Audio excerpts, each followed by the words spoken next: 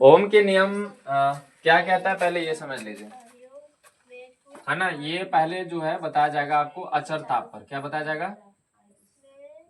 मतलब जो है टेम्परामेंट, वहां पे टेम्परेचर ना घटना चाहिए ना बढ़ना चाहिए। उसके बाद क्या कहता है वो कि किसी चालक में प्रवाहित, क्या बोलते हैं, किसी चालक में प्रवाहित विद्युत धारा, क्या रे, विद्युत धारा, उसको दिखाते हैं हम लोग आई से, तथा उस चालक के सिरों के बीच का विभवांतर, है ना, के समानुपाती होता है। क्या होता है? समानुपाती होता है। इसका मतलब ये लिख करके तुरंत आप ऐसे लिखोगे भी समानुपाती आई, यही है, यही है ओम का नियम। ठीक है। अब देखो जब प्रोपोर्शनल टूटता है तो यहाँ पे एक कांस्टेंट आता है जिसको आर बोल रहे हैं। क्या बोलते हैं? अब यहाँ पे जो कांस्टेंट आया है इसको हम लोग क्या करेंगे कि भी बटा आई लिखेंगे कि नहीं लिखेंगे? आर बराबर, अब यही चीज को हमको प्रूफ करना है कि भी बटा आई को कैसे हम लोग मानेंगे कि ये ओम का नियम सत्यापित करता है। तो ओम का नियम एक चीज से ये भी जान लो कि आर जो यहाँ पे कांस्टेंट आया, कांस्टेंट का मतलब इसका ना मान घटेगा ना बढ़ेगा, सेम रहेगा। क्या रहेगा? अब कैसे हम लोग जाने कि सेम रहेगा? तो इसमें दो तीन चीजें हमको लेना पड़ेगा। पहले एक एमीटर लेना पड़ेगा। एमीटर का क्या काम होता है? वोल्टेज मापना होता है। एमीटर का काम होता है करंट को मापना, विद्युत धारा को मापना, और वोल्ट मीटर का काम होता है वोल्टेज को मापना। एक और इसमें लेंगे परिवर्ती प्रतिरोध, यानी कि इसमें हम लोग लेंगे इसलिए क्योंकि वो उसका बार बार रेगुलेटर से रेगुलेट करेंगे, मतलब चेंज करेंगे वैल्यू को, और जो वैल्यू आएगा भी और आई का उसको हम लोग एक टेबल के नीचे लिखते जाएंगे। मतलब टेबल समझो ये वाला टेबल, मतलब बैठने वाला टेबल है, इसमें लिखते जाएंगे, और जो आएगा हमारे साथ में उसको फिर कैलकुलेट करेंगे, भी बटा आई को निकालेंगे। क्या निकालेंगे? भी बटा आई को निकालेंगे। तो भी बटा जब आई निकालेंगे तो एक बार कभी 0.2 आएगा, कभी 0.4 आएगा, कभी 0.6 आएगा, कभी 0.8 आएगा, और आई का भी वैल्यू उसके इर्द गिर्द आएगा, तो उसको डिवाइड करेंगे सेम आएगा। सबका सबका जो आएगा क्या आएगा? सेम आएगा। और जब सेम आएगा तो आर यहाँ पे कांस्टेंट हो गया फिर ओम का नियम। अब जो बोले अब इसी को करके दिखाते हैं। ठीक है, चलो लिखो। चलिए इसको हम लोग ना सत्यापित करते हैं। क्या करते हैं? यानी कि आर का वैल्यू हम लोग कांस्टेंट रखते हैं, है ना।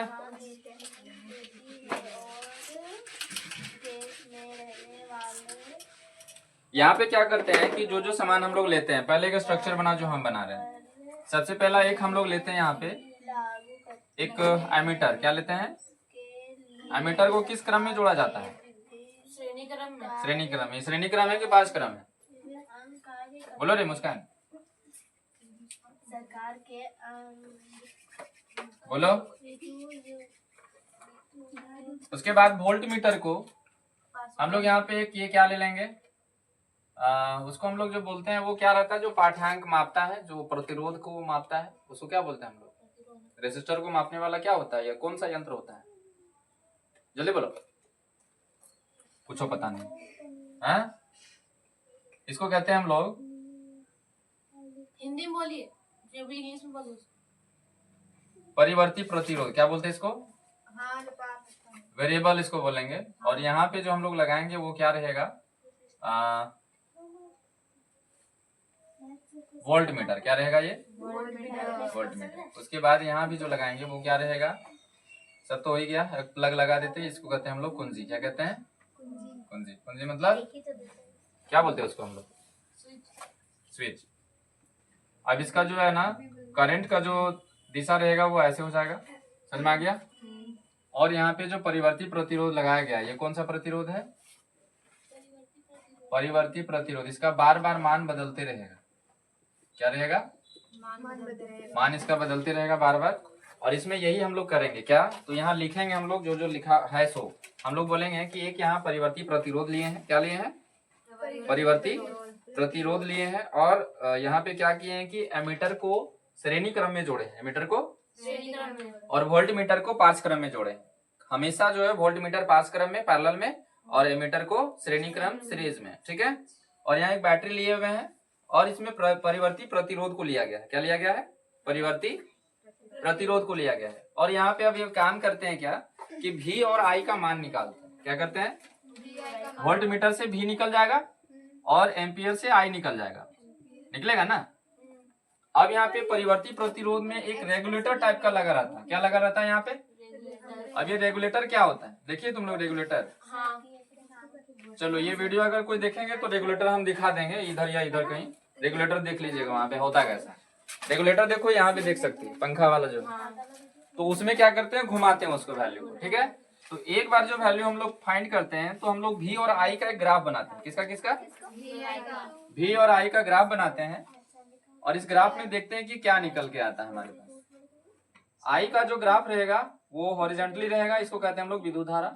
और V का जो ग्राफ रहेगा वो क्या रहेगा, वर्टिकल रहेगा, एक्स एक्सिस में रहेगा। ये किसमें रहेगा, कौन रहेगा एक्स एक्सिस में?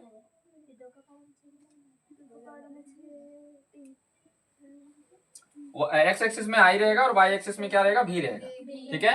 और ये पैराग्राफ हम लोग लेते हैं तो एक बार I का मान जो आता है यहाँ पे वो 0.1 आता है। एक बार हम मापे इसमें तो क्या आया 0.1, और जो V का मान आया वो कितना आया 0.4 आया। कितना आया? तो ये एम्पियर में आया और ये वोल्ट में आया। तो यहाँ पे हम लोग ले लेते हैं 0.1 और ये हो गया 0.4, ठीक है। उसके बाद दूसरा बार इसको रेगुलेटर को ऐंठते हैं और फिर इसका पाठ्यांक हम लोग देखते हैं। तो I का मान जो आया, ये तो पहला राउंड हुआ ना, I का जो मान आता है यहाँ पे 0 पॉइंट कितना आ जाता है, तो 2 आता है, 0.2 एम्पियर। और जो V का मान आता है वो कितना 0.8 आ जाता है। कितना आता है? 8 वोल्ट आता है। ये यूनिट आप लिखिएगा, सही सही लिखिएगा। तो यहाँ भी ले लेते हैं हम लोग 0.8 और यहाँ लेते हैं हम लोग 0. फिर उसी तरीके से 0.3, फिर 0.4 है ना, यहाँ पे ले लेते हैं। तो ये बढ़ता चला जाएगा कहाँ कहाँ, तो 0.8 के बाद क्या आ जाएगा 4 4 8 हुआ, फिर 4 कितना हो जाएगा 1.2 हो जाएगा, 0 नहीं लगाएंगे हम लोग, 1.2। उसके बाद आ जाएगा 1. 8 4 12, 12 4 16, समझ में आ गया। अब यहाँ लिए 1 2 3 4, इधर भी लिए 1 2 3 4। अब सब में ले लेते हैं और बताते हैं कि क्या इसमें आता है। तो 0.3 आएगा यहाँ पे एम्पियर में, वोल्ट में आएगा 1.2, कितना आएगा वोल्ट आ जाएगा। उसके बाद जो है I का मान फिर लेंगे चौथा बार में, तो आ जाएगा 0.4, कितना आ जाएगा 0.4। और V का मान जो आएगा वो कितना आएगा 1.6, कितना आएगा 1.6 वोल्ट आएगा, ठीक है। अब बात समझो, यहाँ पे हम क्या बता रहे हैं कि अभी हम बताए थे कि R बराबर जो है V बटा I होता है। क्या होता है? इसका मतलब है कि R जो है कांस्टेंट होता है। R क्या होता है? कांस्टेंट होता है। तो कांस्टेंट मतलब क्या, कांस्टेंट मतलब कि यहाँ पे जो 2 है ना, इसका मान कभी बदलेगा? एकदम नहीं बदलेगा। अगर कभी हम नंबर लिखते हैं 4, तो यहाँ भारत में 4 पड़ेगा, अमेरिका में इसको 4 नहीं पढ़ के 5 पड़ेगा। क्या पड़ेगा? मतलब जो इंटरनेशनली जिसको पढ़ते हैं उसको वही पढ़ेंगे, ठीक है। कांस्टेंट का मतलब उसका मान कभी नहीं बदलेगा। तो देखो, तो इसका मान कहीं नहीं बदला हुआ। आपको लग रहा है कि सर 0.1 यहाँ है, 0.4 है, 0.2 है, 0.8 है, ये तो मान बदला हुआ है, लेकिन एक्चुअली में निकाल के देखो तो कितना है ये। R बराबर V बटा I आता ना, तो V और I का मान देखो यहाँ पे 0.4 लिखते हैं। कितना लिखते हैं? और यहाँ पे 0.1, ये कट गया, बचा क्या 4, क्या बचा। और ये रेसिस्टर का जो होता है 4 ओम आया। कितना आया 4 ओम। दूसरा यहाँ देखो R बराबर क्या आता है V बटा I। अब यहाँ पे कितना है 0.8, कितना है, और यहाँ 0.2, ये पॉइंट हटा दो, 2 से कितना हो गया 4। सबका कितना आ रहा है 4। अच्छा यहाँ भी देखो 4, मतलब यहाँ पे 4 है और यहाँ पे कितना है, यहाँ 3 है और यहाँ पे 12 है, तो ये भी तो आ जाएगा उतना ही। कितना हो जाएगा 1.2 और ये 0.3, ये कट जाएगा और 3 चौके 12, तो कितना कितना आ रहा है 4 ओम आ रहा है। 4 ओम आ रहा है ना। अब ये इसमें भी देख लो तो इसमें भी 4 ओम ही आएगा। कितना आएगा, यानी 1.6, और ये हो जाएगा 0. ये भी काट दो, 4 जो कितना हो गया 4 ओम आया। तो 4 ओम 4 ओम और 4 ओम, मतलब एक बार जो आया 4 ओम, वही 4 ओम यहाँ कांस्टेंट बन गया। तो क्या ये ओम लॉ को प्रूव नहीं किया? अब एक दूसरा और तरीका कि यहाँ पे जो हम लोग लेंगे, जैसे ये वाला लेंगे और ये वाला लेंगे, यहाँ पे लेंगे, फिर एक ये वाला लेंगे और एक ये वाला लेंगे, इसको यहाँ लेंगे, ऐसे लेंगे, फिर इसको भी यहाँ पे जोड़ देंगे, तो ये हो गया। उसके बाद ये, अब इसमें यहाँ से ना सीधा एक लाइन खींच देंगे, तो ये जो सीधा लाइन भी बता रहा है ना, वो कांस्टेंट को ही प्रदर्शित कर रहा है। क्या कर रहा है? हाँ। ये जो टेबल बनाया उसको लिखेंगे, नहीं लिखेंगे तो इसको जो काटे हैं वो वाले बनाएंगे। नहीं, ये आपको लिखना ही नहीं है, आपको ये लिखना है और ये सीधा लाइन आपको सीधे ही बताना। कर देंगे ना। हाँ यही, और सीधा लाइन में ही आपको बताना है कि ये जो सीधा लाइन क्या प्रदर्शित कर रहा है, ऑन स्लो को प्रूव कर रहा है। ठीक है, क्लियर? लिखो।